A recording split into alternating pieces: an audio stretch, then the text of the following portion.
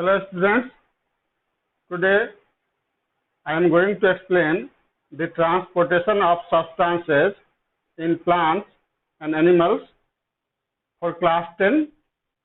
It is the next life process in plants as well as in animals.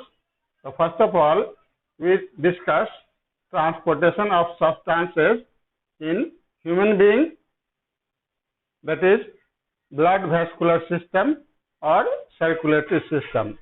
What substances need transportation in human being? Human being need transportation of digested food, transportation of hormones, transportation of toxic waste, transportation of respiratory gases, that is oxygen and carbon dioxide. All these substances are transported along with blood circulation in human beings. So, to study this transportation of substances in human being, we have to study the blood vascular system or circulatory system in human. What are the organs of transportation in human being? We study this in detail. Transportation in animals, mainly in human beings. Blood vascular system or circulatory system. It includes heart, blood vessels, lymph vessels, blood and lymph. First of all, heart. Heart is a central pumping organ present in left side of our chest cavity. Heart is a central pumping organ present in left side of our chest cavity. Its size is just like the size of our fist. It is muscular, made up of cardiac muscles. Next is blood vessels. Blood vessels are the vessels, ducts or tube in which blood is transported, or lymph also transported in vessels, lymph vessels.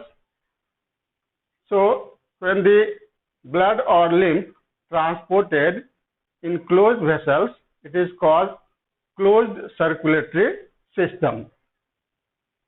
Blood vessels include veins, arteries, capillaries. Now we study this in detail. So veins are the blood vessels which carry blood away. Veins carry blood from all parts of the body towards the heart. From all parts of the body, deoxygenated blood comes in heart through two precaval veins and one postcaval veins. That means the blood in which oxygen is not dissolved is called deoxygenated blood or impure blood. From all parts of the body, impure blood comes in heart through two precaval and one postcaval veins. Now one blood vessel which brings oxygenated blood from lung to heart is pulmonary vein. That means all veins carry deoxygenated blood, but pulmonary veins carry oxygenated blood. Next blood vessels is arteries. Arteries are the blood vessels which carry blood away from the heart. It carries oxygenated blood from heart to all parts of the body. But there is a blood vessels which carry deoxygenated blood or impure blood from heart towards the lung, which is pulmonary artery. So that means pulmonary artery carry deoxygenated blood from heart to lung. Next blood vessels is capillaries. Capillaries are the finest branching of both veins and arteries in tissues, where both the branching of veins and branching of tissues meet with each other, and exchange of deoxygenated and oxygenated blood occurs in capillaries. Now, lymph vessels. The lymph vessels are also the vessels which carry lymph from tissues to large veins. During the flow of blood from arteries and veins, some bloods are squeezed out and goes to the intercellular space of cells or tissues. These blood drained into lymph, and these lymph vessels drains this blood to the large vein. That means lymph vessels carry blood from tissue to large veins. Here lymph vessels carry lymph from tissue to large veins. Now, blood and lymph, both blood and lymph are fluid connective tissue. We also studied blood and lymph in class 9 as tissue. We discussed in detail the various types of blood corpuscles, plasma, RBC, WBC, blood platelets, various types of WBC. In detail we have already studied in class 10 in fluid connective tissue, where we recall only the blood and lymph both are fluid connective tissue. Blood contains plasma, RBC, WBC, platelets. Liquid part of the blood is called plasma, which is made up of various inorganic and organic substances. About 45% of the blood is made up of corpuscles, and remaining 55% are the plasma. That means 55% of the blood volume is made up of plasma, and remaining 45% blood vessels contain blood cells. They are RBC, WBC, and platelets. RBC, red blood corpuscles, its red color is due to presence of respiratory pigment hemoglobin. WBC is white in color, and blood platelets help in clotting of blood. RBC is also called erythrocytes, WBC is called leukocytes, and blood platelets are called thrombocytes. Blood flows in blood vessels. Now, lymph is blood without RBC. That means lymph contains plasma, WBC, and platelets. It do not contain RBC. Lymph flows in lymph vessels. It drains the lymph from tissue to large veins. That means blood vessels, the direction of flow of blood is in two directions. That means from heart to all parts of the body, and from all parts of the body to the heart.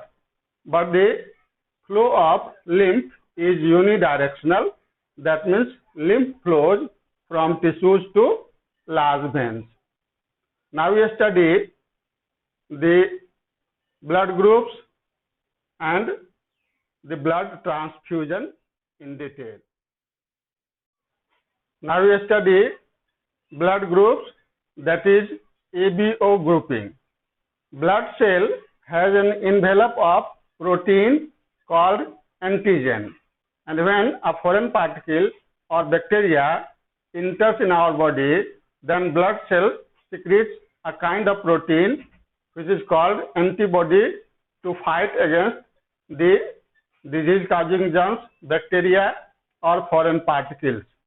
On the basis of presence of antigen and antibodies, Karl Landsteiner in 1900 discovered three blood groups which are A, B and O. So it is called ABO grouping. There are three antigens, A, B and RH antigen. We study RH antigen somewhat later. Here we study the antigen A, antigen B and antibodies anti-A and anti-B. Same kind of antigen and antibodies cannot stay in blood. They fight together, forms blood clot. So on the basis of antigen and antibodies, Karl Landsteiner discovered three blood groups, A, B and O. The blood group A has antigen A and antibody anti-B. Blood group B has antigen B and antibody anti-A. Blood group O has no any antigen but has both antibodies anti-A and antibody. 2 years later, in 1902, Alfred Braun de Castello and Adriano Esterly discovered a fourth blood group, which is AB. This AB antigen, AB blood group has both antigen A and antigen B, and their antibodies are nil. Now we study the another antigen, RH antigen, which is present in the rhesus monkey of Africa. Some human beings have also this antigen. The antigen which is present, RH antigen, then the blood group is called RH positive or simply positive. When this RH antigen is not present in human body, human blood, then it is called RH negative. So along with RH factor, there are 8 blood groups which are A positive, A negative, B positive, B negative, O positive and O negative, and AB positive and AB negative. Now we study the blood transfusion, who can donate the blood to whom and who can receive blood from whom. We study by a chart on board. Now we study blood transfusion. Here donor and here recipient or acceptor. The antigen A, B, antigen A and B and antigen nil. Blood group A has antigen A, blood group B has antigen B, blood group AB has both antigen A and B, and blood group O has no any antigen. Here antibodies are written. Blood group A has antibodies anti-B, blood group B has antibody anti-A, blood group AB has no any antibody, and blood group O has both antibody anti-A and anti-B. Now A can donate the blood to A and AB. B can donate the blood to B and AB. AB can donate the blood to AB only. O can donate the blood to A, B, AB and O.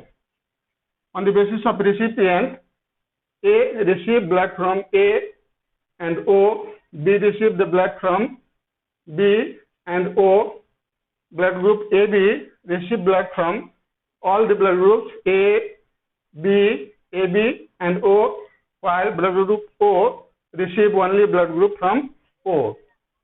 Here, a rarest blood group which is found rare to rare is AB negative, and a rare blood group is O negative. Blood group O is called universal donor because they can donate blood to blood groups of person, all the blood groups A, B, AB and O, and blood group AB is universal acceptor because it can accept blood group from any person of any blood group.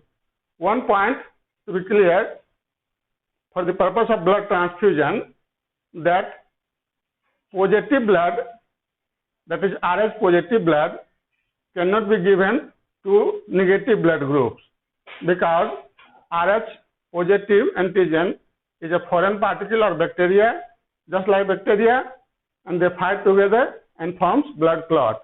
So positive blood cannot be given to the negative blood, but negative blood group can be given to the positive blood group, and there is no any difficulty to transfuse negative blood to the positive blood groups.